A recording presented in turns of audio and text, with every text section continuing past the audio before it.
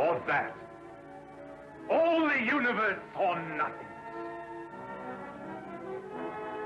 Which shall it be, husband? Which shall it be?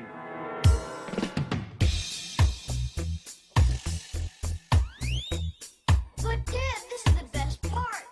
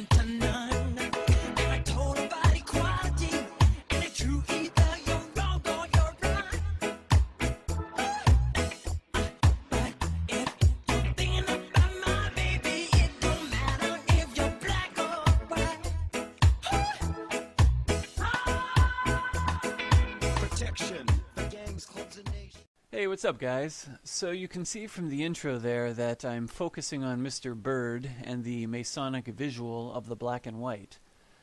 Basically, I would like to discuss Admiral Byrd in the true context in which he appeared, and that is the mainstream control system. He was an actor just like the pathetic political actors we have today.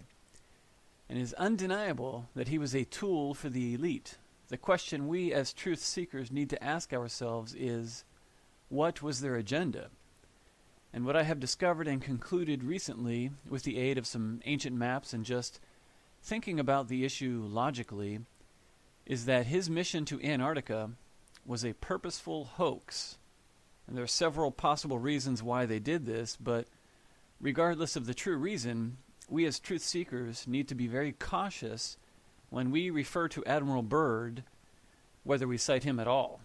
In my opinion, it'd be better not to play into their hands by using their puppet, their hoax, as part of our narrative. Now, obviously, that's what they want us to do. Common sense dictates that Admiral Byrd was carrying out a mission for the elite. He was obviously part of the elite. So we need to question everything. We can't just assume he found some dome and then launched a bunch of nukes at it. Operation Fishbowl was their production, and we use that as proof in our movement, and that is their story. Why would we take their word for it? We need to research nukes and Operation Fishbowl, and many people have come to the realization that nukes are a hoax, a fear tactic hoax. I mean, nuclear warheads on rockets in 1962? I mean, that's funny stuff. I'm not going to go into detail about that now, but it seems a little illogical to establish the fact that we are being lied to by sociopaths on one hand, and then blindly accept parts of their story without critically dissecting it. Now, before I get into Admiral Byrd and some possible implications of his hoax, I would first like to discuss the Masonic tactic of using black and white to control the masses. Now, it's all about black and white to them.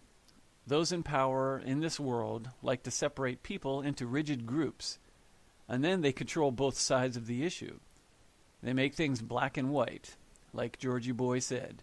Either you're with us, either you love freedom and with nations which embrace freedom, or you're with the enemy. There's no in between. You're either with us or you're with the enemy. That's clear. And we know they control both sides of the war on terror. For example, the same powers control these seemingly different groups or debates.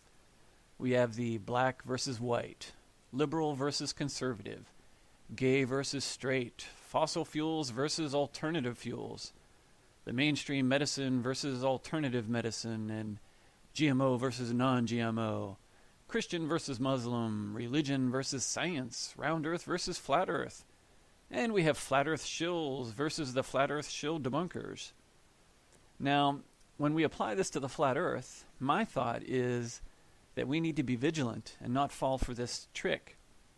The rulers of this world use this black and white mindset to control us by separating us into groups and then having the groups fight each other. I mean, we're very good at pointing out the Masonic black and white visuals, but we never reflect on how we fall into that same trap of the black and white visual.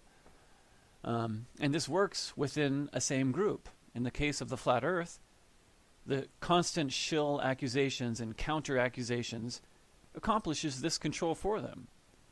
Then there is the separation and fight with the ball earthers. So before we fall for this black and white trick, this tactic, even among our truth-seeking peers, we need to be completely honest with ourselves and ask ourselves questions, such as, why do I make videos? What do I hope to achieve with my videos? And if I accuse others of being shills because they may have different theories or ideas, what exactly are they doing that prevents me from making my videos and achieving my goals? Why would I attack somebody if they're not stopping me from making my videos or getting my message out? If I think somebody's lying, I could just state my case in a new video. I don't necessarily need to attack that person. I mean, is making videos about shills or attacking others a productive or positive use of my time?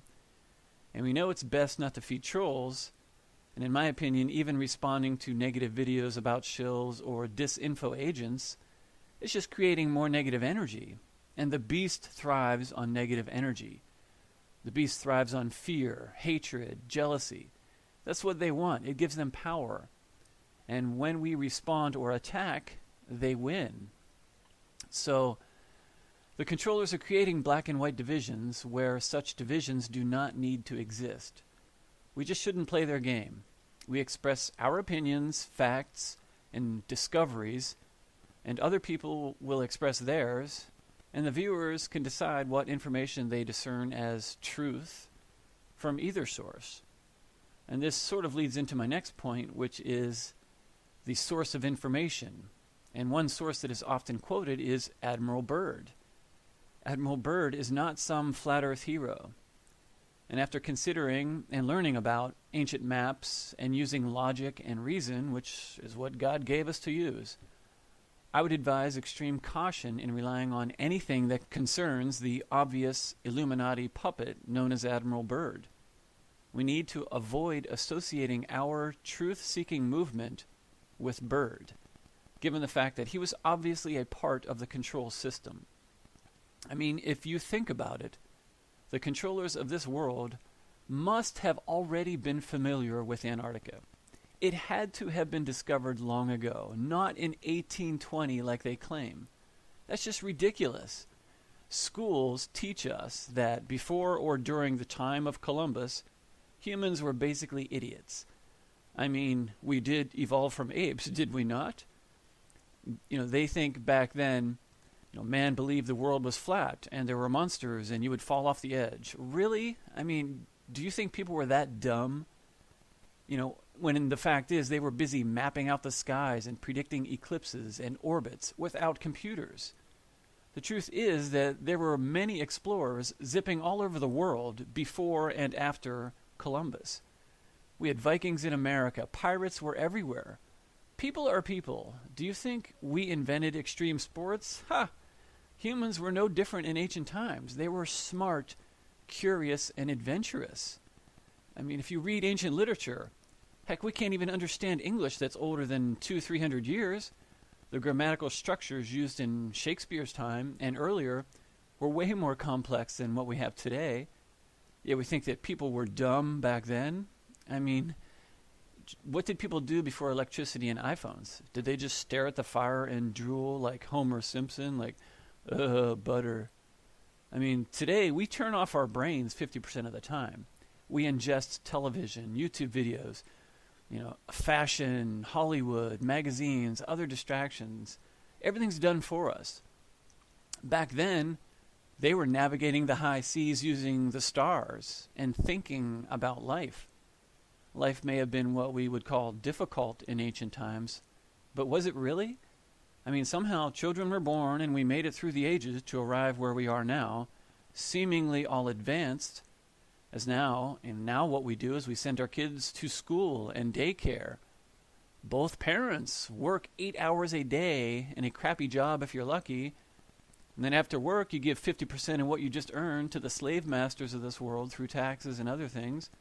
You pick up your kids from daycare, you microwave a meal, and then you turn off your brain again and you indoctrinate yourself by ingesting the negative TV events. I mean, this is madness. Imagine how much time they had before all of these distractions we call technology to just ponder life. And then compare that to us being on autopilot doing the same thing every day in our little rat race, mainstream, debt slave system. So, anyways, back to the maps. Fact, Antarctica appears on numerous ancient maps, especially the Piri Reis 1513 and the Orontius Phineas maps. Different maps drawn by different explorers which both show Antarctica, but without ice, which is an amazing fact there. And we know as best we can that Greenland, for instance, was once much warmer. So what other conclusion can be drawn when we consider these old maps showing Antarctica without ice, yet with very accurate coastlines that should have been hidden under ice sheets? My guess is that Antarctica was once very well known in ancient times, even maybe inhabited and farmed. But that's not necessarily important here. What is important is that we call into question the so-called discovery of Antarctica in 1820, and then, of course, Admiral Byrd's, explorations. The Piri Reis map was compiled from older source maps by a Turkish admiral. And, of course, it has been attacked by certain mainstream elements. But if you want to learn more about this map and the crazy work that went into figuring out the projection and how these maps were created and the mathematics and details that it would have taken to draw these maps before certain technologies were invented, you can read the book Maps of the Ancient Sea Kings by Charles Hapgood. It's amazing stuff.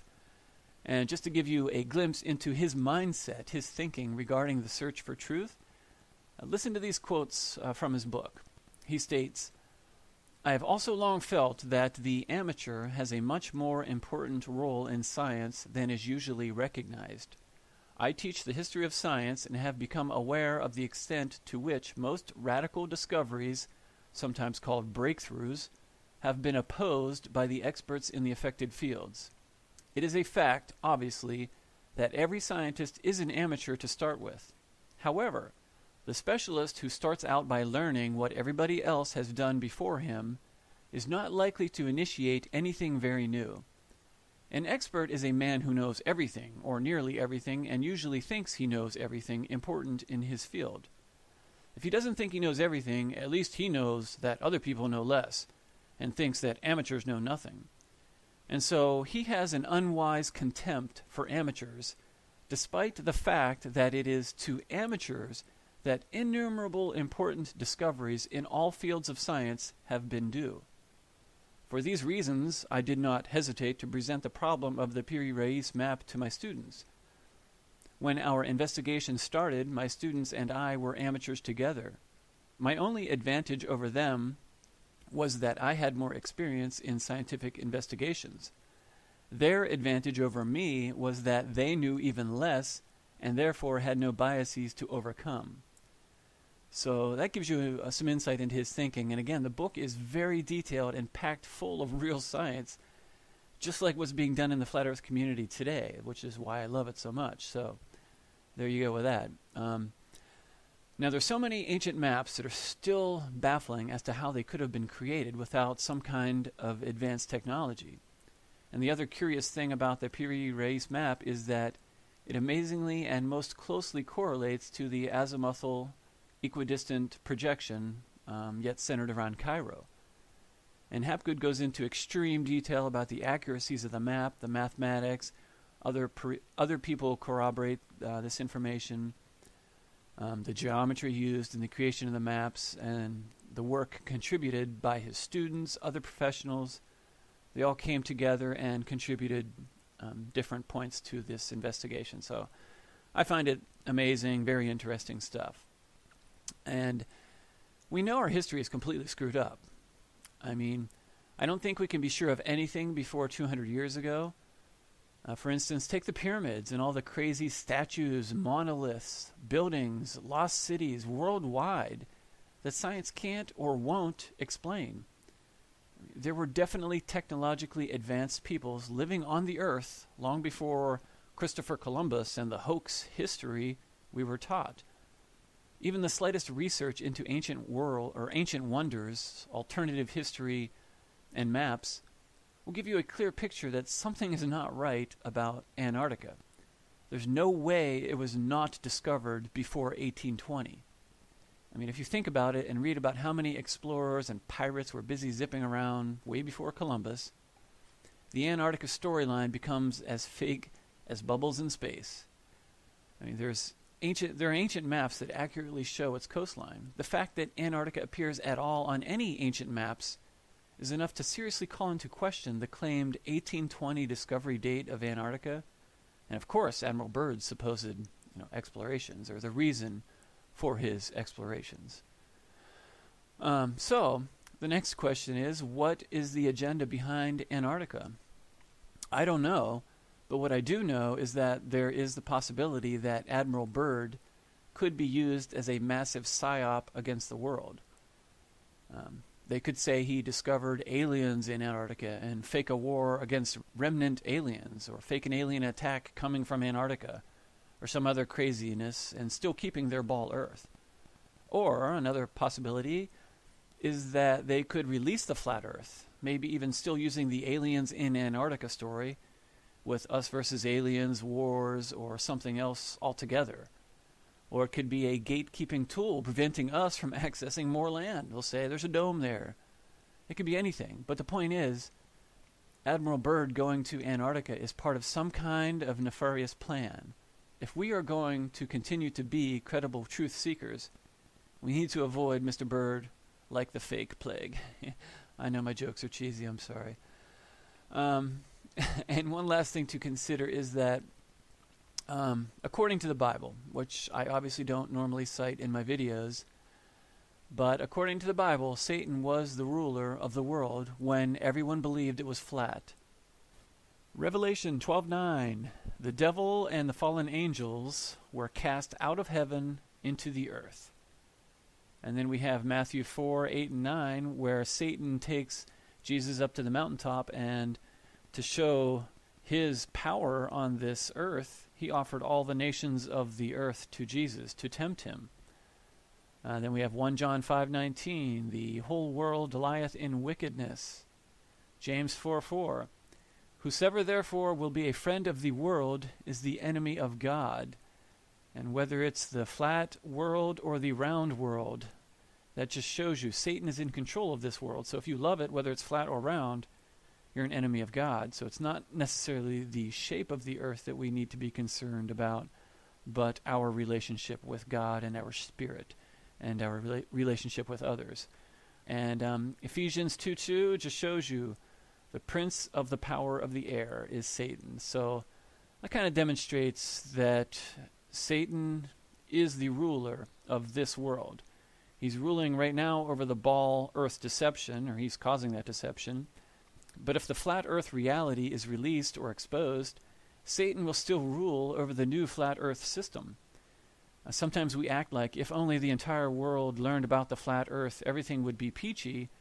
Well, everyone at one time knew the earth was flat, and Satan was still in control. So why would we think that it would be different this time? It could very well be part of his plan to sacrifice the Illuminati or Freemason controllers of the ball earth. This is Satan. He'll sacrifice anybody. He is the master of lies. So he could be ready to disclose the flat earth truth, where people would lose faith in all governments, all institutions, religions, everything, with faith in nothing. And a vacuum would form. So who do you think would step in to fill this vacuum, wearing a sparkly clean white suit? I wonder. It's just a possibility, but it shows why I would not want to blindly accept everything, even if it seems to be riding on the coattails of the flat earth or wrapped in some kind of truth. And we must separate what we can be 100% sure of knowing from what we are still believing as history or as information given to us by the deceivers. So that's why I try not to buy into too many conspiracies that either come from the mainstream or are based solely on the testimony of a few people, or ones that spark fear in people. And the reason I was drawn to the flat earth is because I can see and think for myself about the lack of spin, the lack of curvature, the horizon, space, all of the NASA fails that we're able to evidence. So, I mean, history, it's insanely chaotic, and we must take everything with a grain of salt. It's more important than ever for us to use our God-given abilities of logic and reason and have faith in the Creator and just work on our spirits together. And I think that, for me anyways, I know this is my opinion and I don't mean to push it on anybody else, but that's just sort of the direction I would like to go in. So thank you so much. I hope this video was at least entertaining, and hope everybody has a nice day. Adios.